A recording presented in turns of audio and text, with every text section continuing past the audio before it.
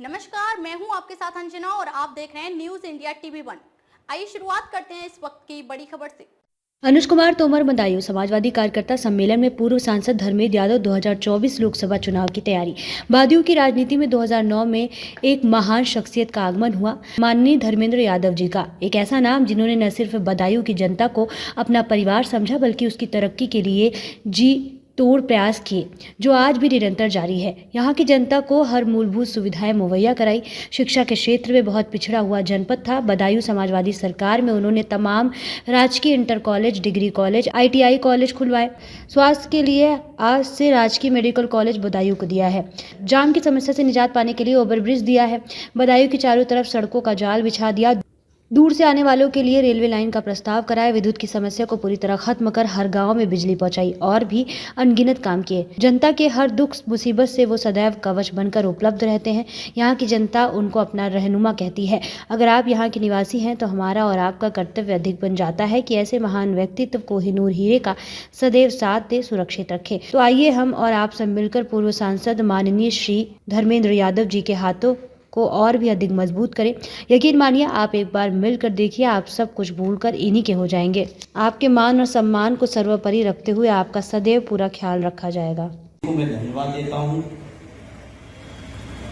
हालांकि हमने तो कहा था सहसवान में कार्यक्रम शुरू करना है, कैसे करना है आप तय करो। तो उन्होंने सहसवान ब्लॉक, देगवा ब्लॉक, सहसवान कस्बे के कार्यकर्ताओं की बैठक से शुरुआत कर दी और अगली बैठक तय कर दी है कि इस्लामनगर ब्लॉक और उगैती वाला जो इलाका है, बिलसी वाला, अगली बैठक उगैती की कार्यालय पे हम लोग करेंगे, ये तय कर दिया। हालांकि मुझे कहने में कतई संकोच नहीं, पांचों विधानसभाओं में सबसे कम मेहनत में सबसे ज्यादा वोट कहीं मिलता है तो सहसवान में मिलता है। ये भी सही है, जब से आए हैं बदायूं की राजनीति में और जब से बदायूं की राजनीति का इतिहास जानते हैं, लगातार सहसवान के लोगों ने पार्टी को जिताया है।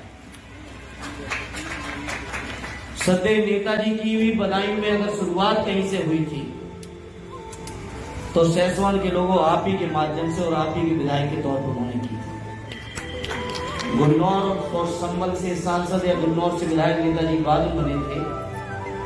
नेताजी ने शुरुआत अगर कहीं से की थी तो मुझे याद है 1996 में सहसवान क्षेत्र के लोगों के बीच में ही की थी और उस समय भी नेताजी को आप सबने ऐतिहासिक वोटों से जिताया था। यहां तक मुझे याद है 56,000 वोटों से। और ये बात कर रहा हूं आज से 25 साल पहले की, तब वोट भी बहुत कम होता रहा होगा। उसके बावजूद आपने बहुत ऐतिहासिक जीत दिलाई थी। तब से दुर्भाग्य से एक चुनाव छोड़ दो 2007 वाला, तो लगातार समाजवादी पार्टी लोकसभा का चुनाव रहा हो या विधानसभा का चुनाव रहा हो, सहसवान के लोग लगातार जीते रहे। यही उम्मीद और यही यकीन आने वाले 24 के लिए भी आप सबसे लगा के आपके बीच आया और यकीन है कि बड़े वोटों से आप सब जिताओगे। जिताने को इसमें कोई शक नहीं। 19 के भी चुनाव में आपने सबसे ज्यादा वोटों से जिताया था लोकसभा में। लेकिन एक अपील मैं करूंगा अपने सभी सहसवान वासियों से कि 19 की जीत से काम नहीं चल पाया था, इसलिए एक बार फिर कमर कस लो। 2014 वाली जो जीत थी वो आपको दिलवानी है। और मुझे खुशी है कि प्रियेश जी कह रहे हैं, क्षेत्र के लोगों से अपील भी कर दी, आप सबसे भी प्रार्थना कर रहे हैं, जिन भी साथियों के लोग रूठे हो, नाराज हो, कहीं खुश हो, मनाने में आप सब भी कोई कटौती न करना और मनाने में हम लोग भी कटौती नहीं करेंगे तो सहसवान वापस 2014 जैसी स्थिति में होगा।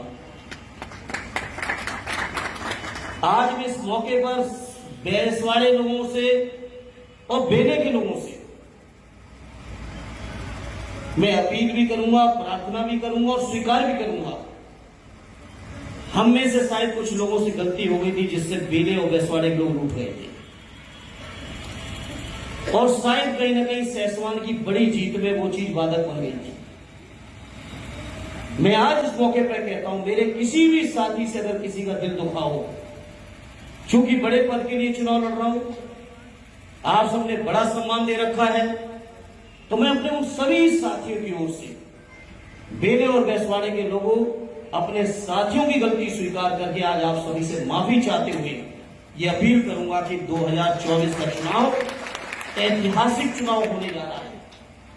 और ये मान के चलना कि 24 में अगर समाजवादी पार्टी और इंडिया गठबंधन की सरकार नहीं बनी और दिल्ली में कहीं वापस मोदी जी आ गए, तो 24 के बाद हम में से किसी को वोट डालने का, चुनाव लड़ने का मौका नहीं मिलने जा रहा है।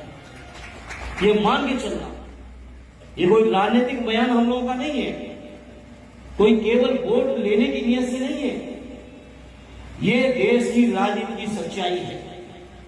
क्योंकि देश के अंदर जो सरकार बैठी है भारतीय जनता पार्टी की, मोदी जी की जो सरकार है, और सरकार को जो चलाने वाले आरएसएस के लोग बैठे हैं, ये आरएसएस के लोग बाबा साहब भीमराव अम्बेडकर जी के संविधान को स्वीकार करने को तैयार नहीं है।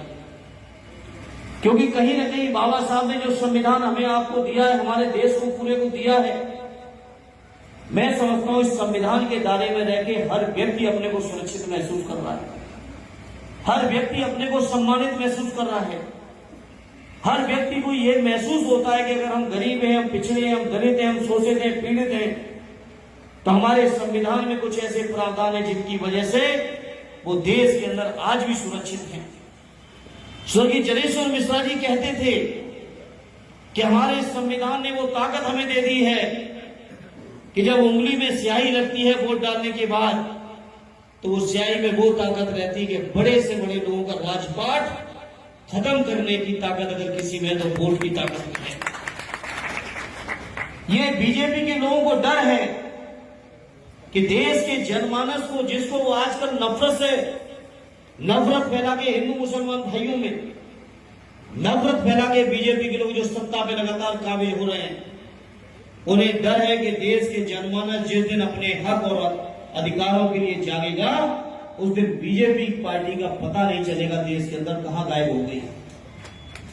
और जब तक जनता जागे, उससे पहले कुछ भी करके देश के संविधान की ऐसी व्यवस्थाएं कर दो कि बीजेपी वालों को कोई हटा ना पाए। ये खतरा 2024 के चुनाव के लिए पूरे देश के लोगों के सामने चुनौती है।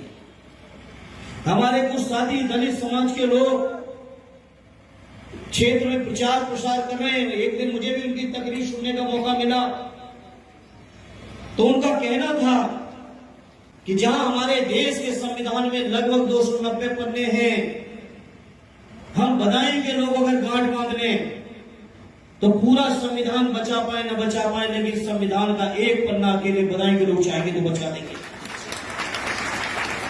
और ऐसे ही जब अलग अलग क्षेत्रों के लोग मन बना लेंगे, तो हमारा संविधान भी सुरक्षित रहेगा, हमारा आरक्षण भी सुरक्षित रहेगा, हमारा आपका सम्मान और स्वाभिमान भी सुरक्षित रहेगा। खबरों में अब तक के लिए बस इतना ही। फिर होगी आपसे मुलाकात कुछ ऐसी ही बड़ी खबरों के साथ। तब तक के लिए नमस्कार और देखते रहिए न्यूज़ इंडिया TV1।